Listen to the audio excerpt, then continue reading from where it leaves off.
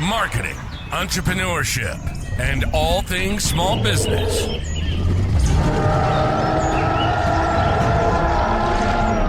You're listening to the Jurassic Marketing's Triceratops. Now, here's your host, Justin Miller. Okay, we are here. We have a guest today, and this falls in the all three categories: marketing, entrepreneurship. It does. Yeah. We got the trifecta today. I have Jeff Greenfield joining us, and thank you first off, Jeff. We love it when we have guests. Otherwise, it's Kevin and I talking to ourselves, which is, thrilling for a while, but not on episode, I don't know, we're at 80, 90. Jeff is CEO of ProvaLytics, and his specialty is attribution. So we often on our agency side of things are asked to prove that things are working. And it's not as easy as one might think, especially when you start getting the basics down of, we've talked about basic tracking of offline. We're mainly offline stuff. And you can't start that conversation without talking about hurdles and things that are going to screw up everything we just taught. So Jeff, welcome. I'm hoping you can provide insights and solutions to some of the challenges, or at least let people know what landmines they're going to face here as they start putting ad dollars behind stuff and trying to make stuff work. So Jeff, welcome. Is there anything I missed in the bio that would be critical for our listeners to have a frame of reference for our session here? No, I think you nailed it. I think the key is definitely this concept of landmines. There's a lot. There's always been this issue for marketers in terms of proving cause and effect.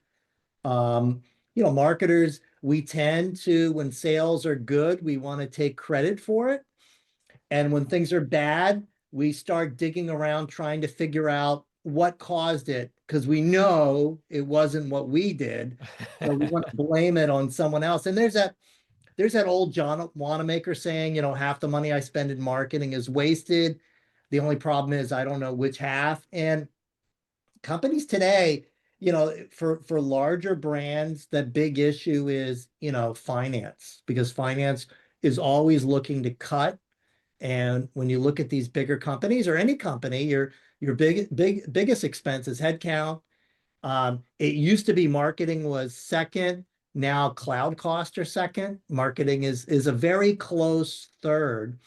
So yeah, that's the biggest issue, and it's gotten more complicated for most companies today, because it was easy to prove cause and effect, because it used to be all you did was sell on a website. We're talking since the beginning of the digital era. So you could prove and you could show an increase in visits. Hey, this week we ran this ad, so obviously this caused it.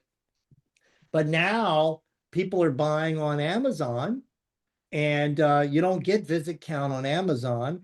You just have sales. And now if you're lucky enough, you're selling in stores. So how do you account for that? So it's become very, very complicated. And I think for a long time, us digital marketers, we got kind of spoiled because we looked at everything. We went back from every sale and we said, what preceded this sale? A click. I can count a click. And so everything is attributable. I can track everything back to a click, and I'm in good shape with that. So I'll give you an example to show you how complicated it really is. I'll even add in some offline. Let's say, Kevin, you've created this amazing garden hose. It doesn't leak. It's the best thing that's ever out there. And you do a really cool ad, okay, that's got some highlights in it. And you start running ads on, let's say you run ads on Meta. So video ads on Facebook and Instagram. It's got a cool name. So you run ads on Google. So when people search for it, and you do a direct mail drop, and let's say a couple of cities, and those are the only places where you're advertising as well, because it's wintertime in half the country, so you want to advertise in the other half of the country. So somebody's going along, they're scrolling through their Facebook feed, and they see the cool little snapshot of the video. They stop for a second, but they don't watch it. They keep scrolling. A week or so later, they get your direct mail piece in the mail, because you're doing a blanket drop to the whole area. They look at it, and it kind of clicks with them because they saw the ad, but we don't do anything. 2 weeks later, they're on Instagram. They see now the video again. They stop, they watch it. They don't click, but they make a mental note. They say, when my hose is busted, I'm getting Kevin's hose. That's what I'm going to get. So they're out a month later. This is a long sales cycle. They're doing some gardening. They start the hose and the thing leaks and they're like, damn it, I should have gotten that. Pull their phone out. What is the name of that thing? They search for it on Google and they buy it. So, for you, Kevin, for this one sale, you're going to go into your analytics and it's going to show you it came from Google. Now, this thing takes off. You're going to multiply that by 1,000 times. At the end of the month, you're going to look at what you spent dollars on and you're going to say, okay, that direct mail drop was a waste of money. Meta is a waste. I'm spending all my money on Google. And now you would think if I stopped all that, my sales would stop immediately. But remember, it took from that first time you saw the ad all the way through almost 2 months for you to make the purchase. So you, Kevin, even if you stop all that stuff, you're not going to notice it until 2 months later. So it's tough to see the cause and effect there. And that's the issue going on. Now, a lot of people say, well, big brands today are super smart. They would never do anything that stupid. Well, I talk to big brands every day. I see all of their numbers. Yes, they're that stupid. And it's not being stupid. They are following the data. These are all data-driven marketers, because you've been trained. Google Analytics, it tells the truth. It looks at every sale. And so what do? You go in there, you look at the numbers. That's what it is. So I'm gonna cut my spend there. And that's kind of the landmines that we're in today. And now, there's all these cool things like connected television and other things that you can do out of home, billboards, and you start to say to yourself as a marketer, well, if I'm seeing all these billboards for this brand, or I'm getting all this direct mail, are these marketers just dumb because this stuff doesn't work because I've tried it, or do they know something that I don't know? And the answer is they know something that most marketers don't know. Yeah, I mean, this is fascinating for me because I have to listen to you with two hats on. So I'm a business owner running my own campaigns, obviously, but we're an agency as well. And in your example, if the garden hose company had 4 different agencies running different medias, they're all taking credit for that sale. Yeah. Oh yeah, no, And- that's the problem for the brand, because from the brand's perspective, if I had 1,000 sales in a month and I have 4 different agencies, when I get all of your reports, it's going to tell me I had 4,000 or 5,000 sales. So now you have this deduplication issue. And when you take that to like some of the largest companies in the world, that's where you get this opinion that finance has of marketing, that marketers don't know how to add. They don't know basic math. And the reality is that, listen, us marketers, we spend more time in spreadsheets than our financial friends do. And, Excel, you can have an Excel error in a cell, but it adds perfectly fine. The problem is the data that's going into it. It's just wrong. That's the issue. And the issue is because Facebook doesn't know that you're dropping direct mail. Direct mail, nobody knows about each other and nobody is talking to each other. There was a time before all these privacy changes that it was possible to get people to talk to each other with pixels and tracking and everything like that. That was kind of the golden age of this, but with all the privacy changes, that doesn't happen. And the reality is, what ended up happening is the result of being able to track everything is that marketers became convinced that the more we target, the smarter we can get and the more effective our marketing can get. So let me give you an example. If you do a direct mail drop and you say, I want to direct mail to everyone in Dayton, Ohio, the entire city, there's a cost per so many households. But if you say, I only want to drop to people who own Volvos, well, now you're layering in a piece of targeting. So your cost is going to go up like 1.5 times. But if you say, I want to only go to people that have Volvos who also smoke cigars, now you're up to 4x. And eventually, each time you layer in a target, you're getting more connected into who your customer potentially is, and you're going to get customers, but you may not get them at a profitable level. That's the issue. And so what we saw is that as more brands move towards what we say further down the funnel, And further down the funnel are these bid environments where it's like a real-time type auction. What ends up happening is that your cost of advertising goes up and your ad effectiveness goes down. That's why we start now to see a lot of the bigger brands. Where are they going? They're going more up funnel, direct mail, more TV, more branding. Branding today is the new growth lane. Well, look, I mean, on like the offline side, yeah, we can live a little more isolated from the issue, but still, we have clients that depend on counting in some channel bleed to make the number work. So, yeah, you mail something, they either called the number or went to the QR code or whatever, it didn't, right? But no, not really. They got it and Googled the company, right? So we have the same problem, even though we try and exist in a silo, which is, so there's definitely a problem out there. The other thing is from the consumer side, maybe I like the privacy stuff, right? And we're still, the US is probably more lax than most on it, but just the iPhone in my pocket, every time I get on some Wi-Fi, it's like, okay, we're on private relay and we're going to hide as much stuff as we can. So the problem compounds, right? What's someone to do about starting to unravel this mess or get the forces back on their side a little bit to get real data? Because otherwise, it's just guessing. Like it's not even arrows; it's dollar bills at a dartboard, and they ain't gonna stick. They don't have a point. Well, the nice thing, like all the mysteries of the universe, the answers are right in front of us. And to really understand how we get to the solution and the answers, we have to kind of go back to the future. History is a great solver of all modern day mysteries. So let's think about, what did we do before digital marketing?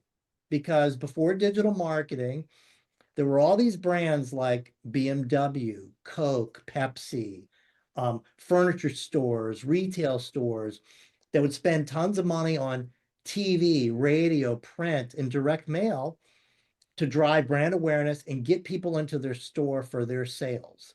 And they did it repeatedly over and over and over again. There was no way for people to shop online. They had to go to a mall or go to a freestanding store. How did they do it? And how did they know what ads were working and which ones weren't? Well, they used a statistical marketing technique. It's been around for many years, called marketing mix modeling. And what marketing mix modeling did is it looked at the relationship between the impressions that were in market and what sales were. Now, let's step back for a second, because most modern day marketers, the way that they understand marketing when we talk about clicks, is that they believe that you buy media to get clicks, and then that leads to sales. But the reality is, the way marketing works is that you invest dollars to get attention. And attention is harder to get these days. You get attention, and then that leads to awareness. And when awareness builds over time, people will walk into your store. If your store happens to be online, that's clicks, and that leads to sales. So the marketing aspect actually happens way before the clicks. And so what we used to do before there was digital marketing is we would measure at that attention space, which is media impressions. Now, here's the craziest thing, is that the answers are in front of everyone. You don't have to do marketing mix modeling. That's the ultimate to figure this out. But you don't have to do that. Every business owner and entrepreneur out there, every agency for every single one of their clients has a Google sheet in their Google Drive that's got every single day the dollars were spent. And behind it are other sheets with the breakdown. It's got all the clicks, what they spent, the campaign, cost per click, cost per sale, all of that stuff. And when you downloaded this sheet, you ignored the column that I would call is the attention column, because you didn't know what to do with it. And that column is called impressions. And so I'm relabeling it now, though. I'm relabeling impressions to attention. exactly. So all you need to do is take like a year's worth of your data, or however much you have, go back and re-download those, and start with the date. You want it on a daily basis. Have your impressions, your attention column, your clicks, your sales, your orders, your leads, whatever it is, and then create a graph of impressions. And remember, that first impression in the hose example we gave was someone scrolling through Facebook. It got their attention. And then it was a while later until something happened. Then overlay with that clicks. Now, don't look at days where impressions were high and clicks were high that same day. You're not interested in that. You're interested in more of that longer term impact.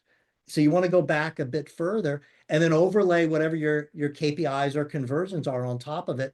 And then stand back, pan the camera back and try to look at the big picture.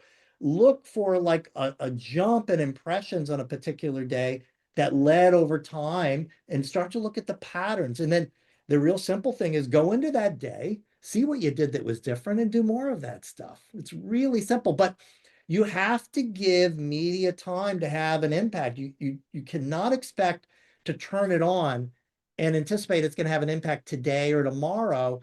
It needs time to bake like a cake. And that's one of the biggest things we see is most folks are turning campaigns off before they've had time to have the true impact.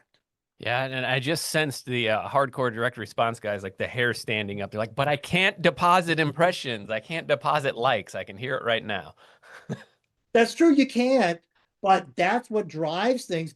In the DR space, where I spent a lot of time in my earlier years, when we used to track all of our direct response TV with unique telephone numbers, you could see it if you were sitting in the call center, the calls would come in the second the ad started running, and then the ad was off, and you would see it slow down. And then that same phone number 10 minutes later, we get a bunch of calls. And a couple of days later, even a week later, and in DR, we used to call this drag, okay? That's the impact that we're talking about, because when you add up all of the drag from every single ad, in many instances, it's actually more than that immediate impact from the ad, especially in today's very scattered media environment. And this drag is not just on things like direct mail and TV or radio, but it's everything. It's on Facebook, it's on search, it's on all media. So you have to account for it. Yeah, again, I'm putting both hats on, and you're preaching to the choir here about this, because this is you need to run your campaign consistently. And when you shut it off, you're still going to have stuff coming in for 6, 9, 12 months. Direct mail in particular sits a long time. Now, you don't want to gamble your entire math on that, but yeah, we see things like a year later pop on the tracking number where something sat around. So I hear you, and it does pose, then the challenge is I philosophically understand it has that. How can I account for it though? And how do I make the bean counters happy to go along the journey of marketing here? Yeah, for that, it's, there's that old thing, you can't, it's very difficult to grade your own homework. Um, some people call it, you can't have the fox guard the hen house type of thing. Sometimes, depending upon the size of the campaign, you have to look outside for independent measurement, uh, which is what companies like we do at ProvaLytics. We provide you kind of that independent third party. We don't have a horse in the race, if you will. But I think on at a minimum level, you want to get off that click and start looking at things from a deeper perspective, because if you're a DR marketer, what you actually have the opportunity to do here is to make some very small shifts in a current media plan, and all of a sudden have your client go, what did you do? All of a sudden things have changed. Sales are up 25%. What did you do different? And it's like, oh, I let something run longer than we normally would because I saw this kind of lagged impact from it. That drag, by the way, is a real impact. If you want to read up on it, it's called advertising ad stock. There's a great Wikipedia article. I know most DR marketers will read it and within the third line will fall asleep, but type of thing you can send to your client. There's also another impact out there as well too, which is harder to measure, called synergies. The idea behind that is that when you run direct mail and you overlay that with some programmatic or some CTV, it's a 1 + 1 = 7 impact. And what we have to look at is we're living in this world today where somebody comes through the door as a new customer and, you say to them, how did you hear about us? Oh, I saw your ad on YouTube. Well, guess what? You know, maybe they got a piece of direct mail. Maybe they also saw 5 TV ads. We don't know. Nobody knows. Facebook knows all the ads they deliver. The CTV providers know that, but like I said in the beginning, nobody's talking to each other. So it's this cumulative effect of all this media together. And the experts and the researchers saying that the synergy impact can be upwards of a 20% impact on top of things as well. So that's huge. And platforms like ours, we also look at that synergistic effect because we want to account for it, because we want to give, media the credit that it's actually due. Okay, so now you've piqued my like grad school stats class brain, and it's painful. I don't want to go there. So I think we've danced around the solutions you provide a little bit. Let's directly talk about them because you set it up directly to solve these problems, and I know you're incorporating as much technological advance as you can right now. So let's jump into your solution a little bit and tell me. First off, target, so we have the frame on who this serves. We kind of talked about the problem, but let's talk about how you're overcoming some of these hurdles. Yeah, we serve larger brands that are spending 20 million or more per year, that are facing the challenges of selling across multiple different places besides their website and retail across all the different marketplaces and have no single source of truth. So when you start to think about, like in the example you gave, let's say there's 4 agencies. Each agency is looking at the platform metrics, and then internally they're looking at other metrics. So as a CMO, I've got 25 or 30 different versions of what's actually going on in the business. And I have no idea how to figure out my budget because I've got a team that's focused on the website, team that's focused on Amazon, Walmart, and a separate retail team. And then I've got this separate like organic marketing team. And how do I figure out what's working? And then because you've got these halo effects, the more dollars you spend to drive people to the website, some people are going to go to Amazon. And then you start advertising on Amazon, some people are going to go back to the website. Walmart advertising drives people to Target. I mean, it's all over the place. So it's impossible to figure out all this stuff. We bring together all of that data and provide a true single source of truth. And then we align the team across all of the different agencies to start using this data set to optimize so that they can actually walk into finance and say, hey, we've got our numbers straight. And then they can walk out like they're on a game show with one of those big checks because they get their budget, which is very, very cool. But we also align the teams where most organizations are set up where retail media is completely separate. So what if it turns out that the best thing for the brand is for the website team to give an extra $500,000 a month to retail media? That's like unheard of in today's world. You would never, that's a whole different division, different bosses. We work with the organization so that change can happen because at the end of the day, the company wants to make more money. And there's so much waste that's going on right now. So we enable them to kind of figure out what's working. The cool thing is just like I said earlier about Back to the Future, the techniques we use are nothing new. It's the computing power that's new. We use a combination of what's called Bayesian, which is actually a formula that was created in the 1700s by a preacher.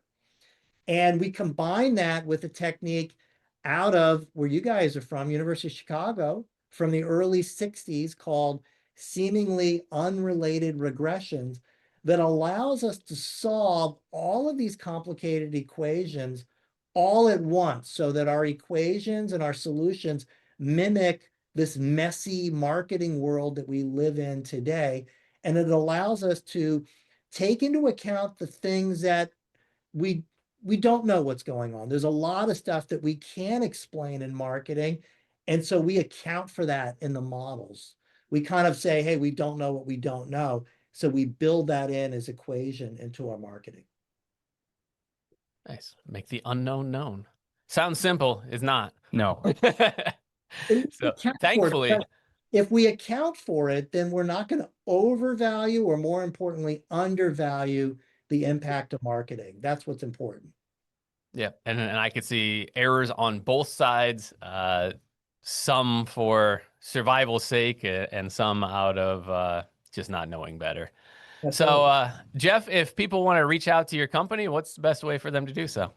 Well, they can check us out on ProvaLytics.com. The best way to get there is go to GetProva, that's GetProva.com, or they can find me on LinkedIn as well. Perfect. And we will put that in the show notes. Is there anything I should have asked you that I didn't ask you? This is knowing the unknown. See, I stuck with the theme here. Covered it all. The only thing you didn't ask is, what did I do before this that the listeners would find interesting? Oh, let's hear it. Let's hear it. I was a magician. Doesn't that make sense? Oh, see, now you're interested. Yeah. Yeah. Now you're interested. And I was a stage hypnotist for a while. So Oh, there you great. go. We all land in this marketing realm. There's a lot of performers of one type or another in the marketing realm. Jeff, thank you for your time today. We're going to close out. We have more episodes coming up, and this is kind of a theme for December here is tracking and proving things out. And I think we have a great episode next for you next week. But again, thank you. And listeners, subscribe, like, share. Let's get this one out there. Thanks for listening to the Triceratops podcast. Be sure to subscribe and leave your comments. For more information on how Jurassic Marketing Direct Mail can help grow your business, visit JurassicMarketing.com.